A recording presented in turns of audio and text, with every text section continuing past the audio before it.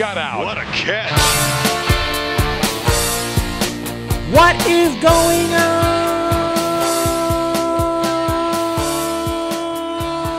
everybody? And welcome back to the Hum Baby Baseball channel. And today we are continuing 30 clubs in 30 days. Spring training starts today. It has already begun, and I am so glad baseball is back there playing games, albeit practice games, but still we got some baseball to watch and listen to, and it's awesome. And today gonna cover the Kansas City Royals. If you're a Giants fan, not to worry, I'm gonna be coming hard with Giants previews, Giants content, post-game shows all season long. I got a lot of big things in the works, so don't you worry. But if you're a Royals fan, here I got a little hat. This is brand new with tags.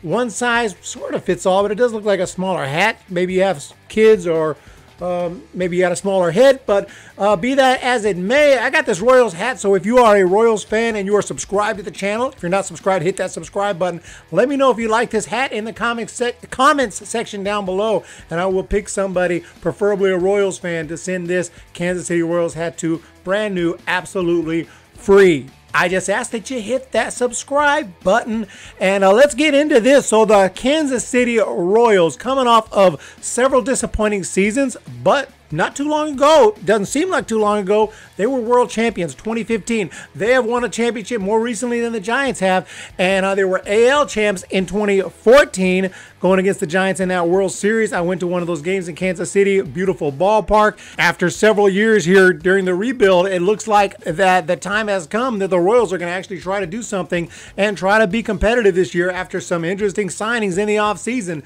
including a pretty big three-team trade involving the Mets, involving the Red Sox, and they grabbed Andrew Benintendi, who has struggled through injuries the past couple years, but he's got a great arm, he's got great speed, he can get on base, he's got some pop, and he is going to be an upgrade for that lineup. And if he can stay healthy, he will be huge for the team. But speaking of staying healthy, they got Carlos Santana, who played in all 60 games, so I'd say he can stay pretty healthy for this Royals team. And this is another big slugger who led the league in walks. He had an on-base percentage of .349 despite a low batting average of .199, but he hit .281 with 34 bombs as recently as 2019. I would say it would be very probable that he will have a better 2021 than a 2020. He'll have better than a .199 average over a full season. But hey, I don't care if you hit .199, if you can hit 34 bombs and have an on-base of .350, I think the Royals will take that. But I do expect his batting average to be better in 21. Mike Minor is back in Kansas City after a fantastic 2019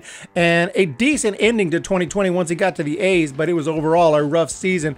Greg Holland was re-signed for that bullpen, and man, what a career resurgence he had in 2020. Then you got Michael A. Taylor, one of the Nationals playoff heroes from 2019, signed to bring some speed, some excitement, some potential power to the lineup, and also some interesting minor league deals, including Wade Davis, who was one of those flamethrowers in that Royals bullpen back in 2014-15 in that era. And he's going to be possibly back in that bullpen if he makes the team. So a very good signing there.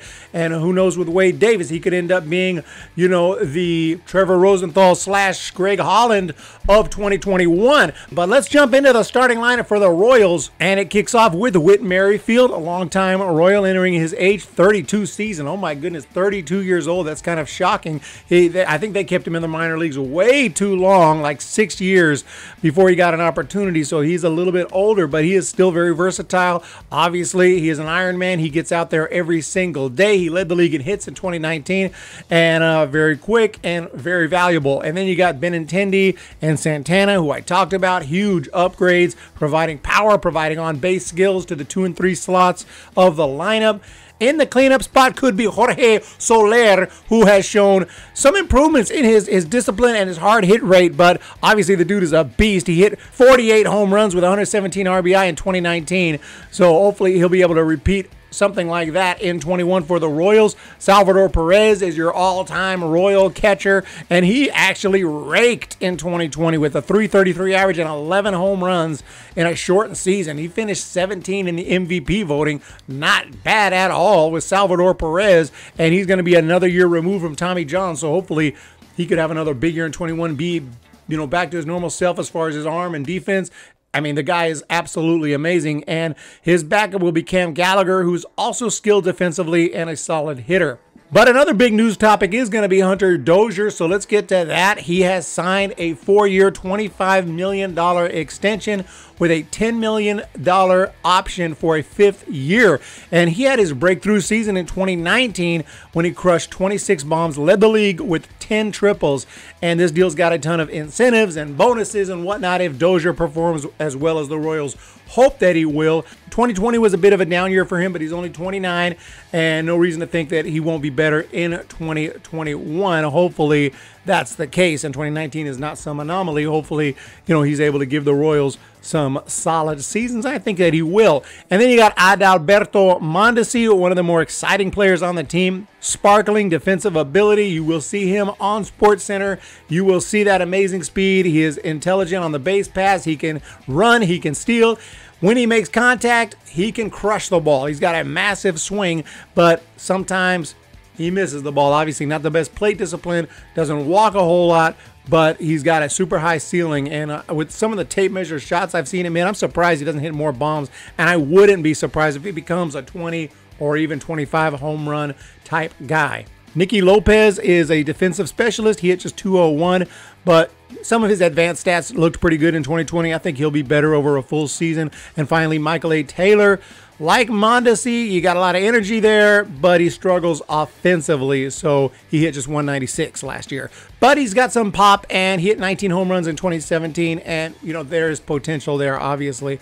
And if nothing else, he's going to bring some excitement and some fun and some speed to the team. And Edward Olivares might also get some starts in the outfield as well. You got him as well. So overall, I think this lineup, it's vastly improved when you add Santana and Benintendi, and you still got your reliable long-time Royals like Merrifield, Soler, Dozier, Perez, and so on. So it's not exactly the Dodgers with just superstars everywhere, but it doesn't look like a bottom feeder lineup to me, and I expect this team's going to score some runs. And if the pitching can hold up, which I don't know if it will, because that's my concern. We're about to get to that. But if it does, I think this team can win plenty of games. I'm going to give the lineup a B. Moving on to the rotation, you have Brad Keller at the top. He's got that 6 slider. He's got other pitches. He keeps contact pathetic for the most part. And he doesn't have big strikeout numbers, but he doesn't give up many hits. And last season in 54 innings, he only gave up 2 home runs. Then you got Danny Duffy. That is another longtime World Series Royal. Still in the rotation. He was okay in 2020, 4-4 record, 9.1 strikeout rate. Should be okay, but you never know. With these older veterans, you don't know what you're going to get. And even if he's at his best, he's not like he's that great. But he will be a free agent after the season, so he definitely has reason to give it his all in 2021. Brady Singer, first-round pick. Fantastic slider. He's going to produce a lot of ground balls. He's looking for his breakout year, even though 2020 he was good. He was respectable. 4.06 ERA in 12 games. Then there's Mike Minor. Like I said, if nothing else, he can eat up around 200 innings. And if he can stay healthy, which hopefully he will, he was an all-star as recently as 2019. And for the Royals in 2017, he was great out of the pen and starting. So we'll see what he can do for the Royals, but definitely a good arm to have there. Finally, Chris Bubich has some nice stuff, slow breaking curve, mid-90s fastball, and his velocity has increased since his professional career began. And he's got some killer slow stuff, a big difference between his hard fastball and his slow stuff, so it keeps hitters off balance. But his control was an issue. 22 walks last year in 50 innings, but he was much better in the minor leagues, so could find a comfort zone in 21 after another year of facing big league competition. It's definitely a concern. And overall, I think the rotation's a concern. Even though if it stays healthy and, everyone's at their best, obviously it'll be serviceable, more than serviceable, but I just don't know about that. I mean, you have Duffy and Minor. Despite having good stuff, they're both veterans. They could get hurt. They can get lit up at any moment. You have Bubich, who needs to continue to show improvement in his control. Possible, but not guaranteed. And then other guys, I haven't even mentioned, like Jake Junis could get some time, but they haven't really shown a lot. I think most of the Royals' real super arms are in the lower to mid minor leagues, like Asa Lacy and Daniel Lynch. Not quite going to be ready for 21. Unless I'm mistaken, and maybe they will be. Guys are moving quicker through the minors than ever before. But I just don't know about the rotation. I feel a little concerned about it. I like Brad Keller, And after that, oh man, just a lot of question marks. Irvin Santana's in camp trying to earn a spot. Obviously, he hasn't been good for a while, since 2017, and he's 38 years old, so it kind of feels like a long shot. He could end up in the bullpen, but all that said, the rotation, I'm going to give it the benefit of the doubt to some of these guys like Minor, but I'm going to give it a C-. Could be worse than that, but for now, I'm going to give it a C-.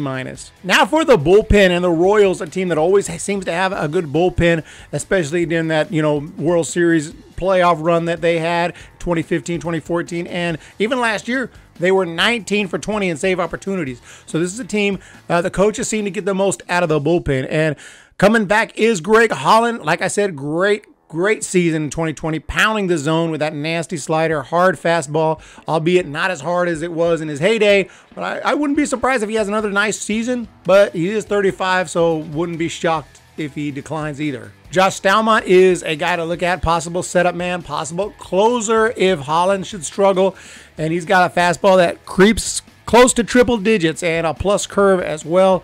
And then you got other guys like Hahn and Barlow, solid relievers out of the pen, and then Zimmer, Newberry, very solid options as well. Zimmer, he was finally injury-free last year. He had an ERA under 2.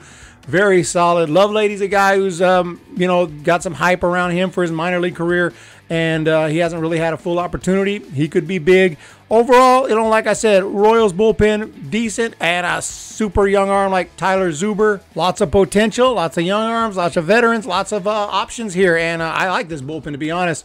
I think that the bullpen is a strength for them. I mean, it's not the great, super great bullpen. Maybe it lacks some like superstars in their prime, but it's decent. I'm going to give it a B-.